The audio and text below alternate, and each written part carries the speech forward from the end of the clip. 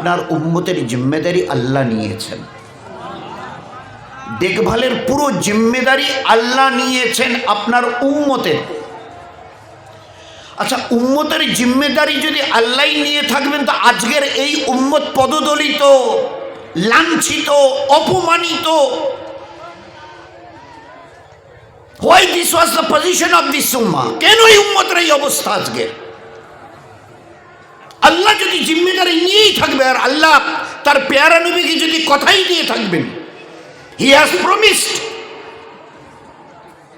আমার পেয়ারা নবী আপনি চলে আসুন, আপনার উম্মতের জিম্মেদারি আমি নিলাম, সমস্ত কিছু দেখভালের জিম্মেদারি আমি নিলাম।